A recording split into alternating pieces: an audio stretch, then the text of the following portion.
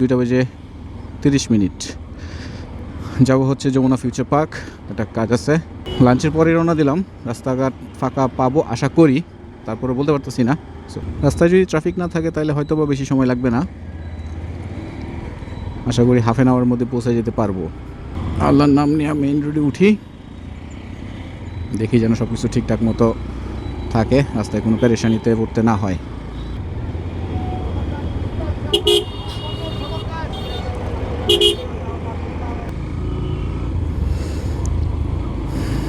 4K 30 FPS recording করতেছি। আমি যাব হচ্ছে যমুনা ফিউচার পার্ক, মহাখালী হয়ে, মহাখালী ফ্লাইওভার হয়ে যে মেইন রোড কুড়িল দিয়ে তারপরে চলে যাব। এটাই হচ্ছে আমার মেইন টার্গেট এখন পর্যন্ত। সো চলেন যাই, দেখি রাস্তায় যদি সমস্যা না হয় তাহলে আশা করি বেশি সময় হয়তো বা লাগবে না।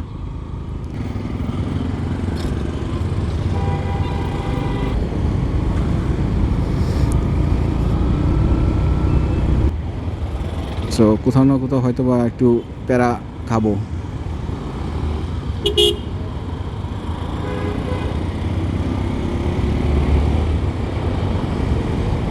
পাশের রাস্তায় তো বেশ ভালোই গাড়ির প্রেশার দেখতেছি সময় হিসাব অনুযায়ী।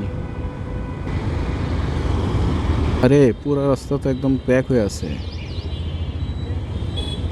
এই অবস্থা কেন রে ভাই? বামের রাস্তাও, কারণটা কি হতে পারে?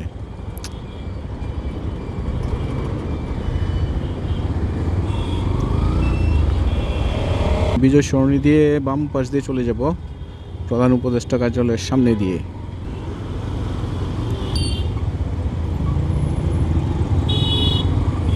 সোজা রাস্তা দিয়ে আমার প্রতিদিন যাওয়া আসা করতে হয়, আজকে যাব বাম পাশ দিয়ে।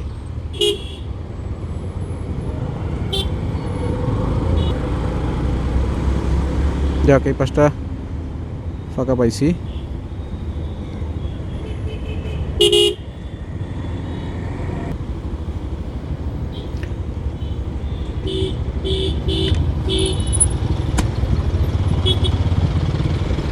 যদিও এটা এখন আর প্রধানমন্ত্রী কার্যালয় নাই, প্রধান উপদেষ্টার কার্যালয় হয়ে আছে। এখানে গতি 30 দেওয়া, কোন সেন্সে এখানে গতি 30 থাকে আমি বুঝি না। এরকম একটা যান্ত্রিক রাস্তায় গতি 30 কোন আন্দাজে দেয়?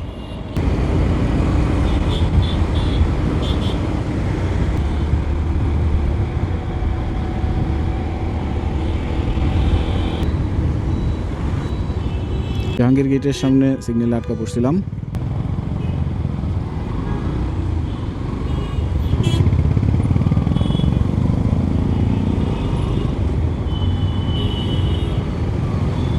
শাহিন কলেজের সামনে, এই যে শাহিন কলেজ। সকালবেলা এখানে প্রচুর ট্রাফিক থাকে, বিশেষ করে স্কুলের জন্য।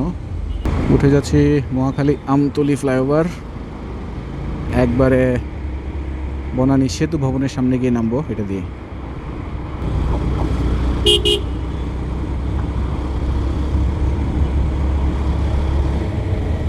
এই ফ্লাইওভারটাতে আমার খুব কমই আসা যাওয়া করা হয়।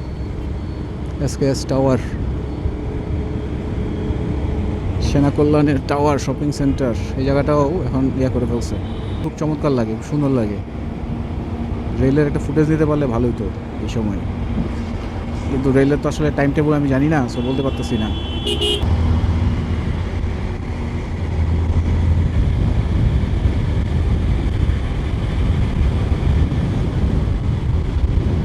এখানে গতি এমনিতেই 70-80 উঠে যায়।